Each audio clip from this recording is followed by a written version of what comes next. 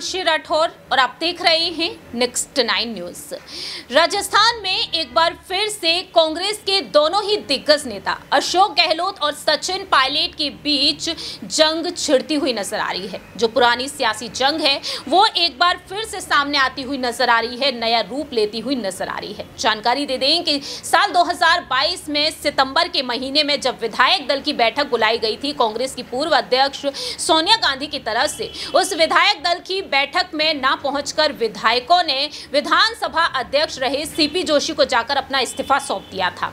तकरीबन 81 विधायक रहे और उन्हीं 81 विधायकों के चलते राज्य भर में सियासी सरगर्मियां काफी तेज हो गई और नुकसान यहां पर कांग्रेस को यही देखने को मिला कि कांग्रेस चुनाव हार गई, क्योंकि मांग यहां पर सचिन पायलट को मुख्यमंत्री बनाने की उठती रही। लेकिन अब देखा जाए यहां पर यह मांग किस तरीके से आने वाले समय में एक बड़ी मुसीबत बनती हुई नजर आ रही है अशोक गहलोत और सचिन पायलट के लिए भी।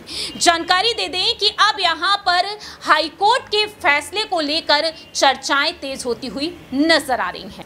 दरअसल आपको बता दें कि अशोक गहलोत और सचिन पायलट के बीच की जो पुरानी खींचतान है, इसका मामला हाईकोर्ट में फिर से ताजा हो गया है। बीजेपी नेता राजेंद्र राठौड़ की तरफ से PIL पर चल रही सुनवाई के तहत शुक्रवार को मौजूदा विधानसभा स्पीकर वासुदेव देवनानी की तरफ से हाईकोर्ट में जवाब पेश किया गया है। स्पीकर ने जवाब में कहा है कि पूर्व मंत्री शांति धारीवाल, BD कल्ला, टीकाराम जूली, ममता भूपेश के साथ अन्य ने अपने इस्तीफे वापस लेने की अर्जियों में कहा कि उनके इस्तीफे उनकी मर्जी से नहीं थे। 25 सितंबर की रात जो घटनाक्रम हुआ उसमें 81 विधायकों ने पायलट को CM बनाने की कोशिश के खिलाफ उस समय के विधानसभा अध्यक्ष सीपी जोशी को इस्तीफा सौंप दिए थे। तो यहाँ पर स्पीकर ने जवाब में लिखा है कि इस्तीफों पर हस्ताक्षर भी खुद की मर्जी से नहीं किए गए।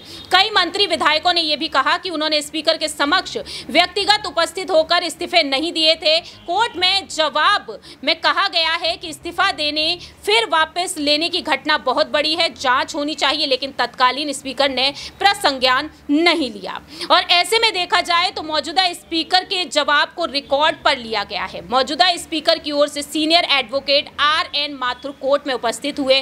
प्रतीक माथुर ने जवाब पेश किया। विधायकों के इस्तीफे और उन्हें वापस लेने की प्रार्थना पत्र की कॉपी भी पेश की गई है। इनमें खुलासा है कि उन्होंने इस्तीफा स्वैच्छिक तौर पर नहीं दिए, जबकि विधानसभा अध्यक्ष से इस्तीफे अविलंब मंजूर करने का आग्रह किया गया था। तो देखा जाए तो एक बार फिर से ये सियासी जंग सामने आती हुई नजर आ रही है। अब आने वाले समय में यही देखना होगा कि आखिरकार यहाँ पर हाईकोर्ट क्या कुछ फैसला लेता है, ये मामला कब सुलटता हुआ नजर आएगा। फिलहाल देखा जाए पायलट और गहलोत को लेकर कयास तेज है कि लोकसभा चुनाव वह लड़ते हुए नजर आएंगे, क्योंकि कांग्रेस आलाकमान चाहता है कि अब वह विधायकों को लोकसभा चुनाव में आगे करेंगे। देखते हैं कि आखिरकार सचिन पायलट और अशोक गहलोत बीजेपी को कितनी बड़ी मात देते हैं। राजस्थान में 25 लोकसभा सीटें हैं और 25 की 25 बीजेपी खेमे में हैं। ऐसे में देखते हैं कि यहां पर सचिन पायलट और अशोक गहलोत क्या इन लोकसभा सीटों पर बाजी मार पाएंगे या नहीं। फिलहाल इस खास रिपोर्ट में इतना ही। बाकी की तमाम अपडेट्स के लिए देखते रहिए नेक्स्ट 9 न्यूज।